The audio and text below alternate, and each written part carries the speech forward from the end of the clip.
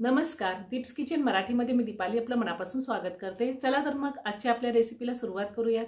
आज मी तुम्हाला कुठलंही वाटण न वापरता मटकीची रसाभाजी कशी करायची ते दाखवणार आहे।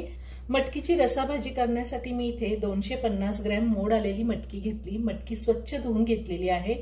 एक मोठा कांदा बारीक कट करून घेतला, एक मोठा टोमॅटो कट करून घेतलेला आहे, 1 चमचा आलं लसणाची पेस्ट, अर्धा चमचा मोहरी, अर्धा चमचा जिरे, पाव चमचा हळद, अर्धा चमचा माझा घरगुती कांदा लसूण मसाला आहे, 1 चमचा बेडगी मिरची पावडर घेतली, ही कलर साठी घेतलेली आहे, अर्धा चमचा गरम मसाला पावडर, अर्धा चमचा कसुरी मेथी, 1 चमचा बेसन पीठ, थोडी कोथिंबीर मी बारीक चिरून घेतली आणि 1 चमचा डेसिकेटेड कोकोनट घेतलेला आहे, चवीनुसार मीठ लागणार आहे आणि भाजी करण्यासाठी आपल्याला तेल लागणार आहे। तुमच्याकडे जर डेसिकेटेड कोकोनट नसेल, नाही वापरलं तरीही चालेल, पण असेल तर जरूर वापरा। आणि तिखटाचं प्रमाण पण तुम्ही तुमच्या आवडीनुसार कमी किंवा जास्त घेऊ शकता। मी गॅसवर कढई ठेवली आहे, कढईमध्ये मोठे 2 चमचे तेल घालते। तेल गरम झाले, त्यात मोहरी घालते। मोहरी चांगली तडतडली आहे, त्यामध्ये जिरे घालूया, त्यातच कांदा घालायचा आहे।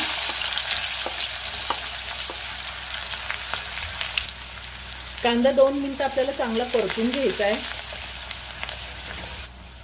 2 मिनिटं मी कांदा चांगला परतून घेतलाय। आता त्यामध्ये आपल्याला आले लसणाची पेस्ट घालायची आहे आणि पुन्हा चांगला 1 मिनिटभर परतून घ्यायचंय। आता आपल्याला यामध्ये डेसिकेटेड कोकोनट घालायचंय।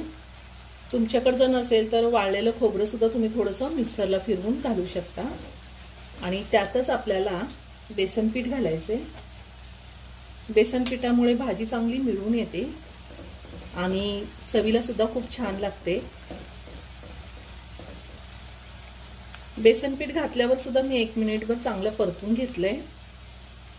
आता त्यात कसुरी मेथी घालूया आणि थोडी बारीक चिरलेली कोथिंबीर घालायची आणि टोमॅटो घालायचा आहे। मी टोमॅटो कट करून घेतलाय, तुम्हाला जर टोमॅटोची पेस्ट करून घालायची असेल तरी घालू शकता। आता टोमॅटो मी चांगला 2 ते 3 मिनिटं परतून घेणार आहे।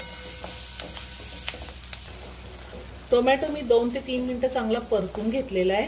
आता त्यामध्ये आपल्याला पावडर मसाले घालायचे, हळद, गरम मसाला पावडर, बेडगी मिरची पावडर, कांदा लसूण मसाला, हे सगळं व्यवस्थित मिक्स करून घेऊया। आपण बेसन पीठ घातलंय, ते खाली चिटकू नये म्हणून थोडंसं, अगदी थोडं पाणी घालणार आहे मी। 2 ते 3 चमचे पाणी घातले आणि 2 मिनिटं हा मसाला चांगला परतून घेणार आहे। आपल्याला मटकी घालायची, खूप छान तेल सुटले। आता ही मटकी आपल्याला 2 मिनिटं चांगली परतून घ्यायची आहे मसाल्यासोबत। मटकी मी चांगली 2 मिनिटं परतून घेतलेली आहे। आता त्यामध्ये आपल्याला गरम पाणी घालायचे। तुम्हाला भाजी किती पातळ किंवा घट्ट हवी आहे त्या अंदाजे तुम्ही पाणी घालू शकता। आता वरतून पुन्हा मी थोडी कोथिंबीर घालते आणि चवीनुसार मीठ घालायचे आपल्याला। सगळं व्यवस्थित मिक्स करून घेऊया। मी साधारण 1.5 ग्लास पाणी घातलेलं आहे। आता आपण झाकण ठेवून मटकी शिजवून घेऊया।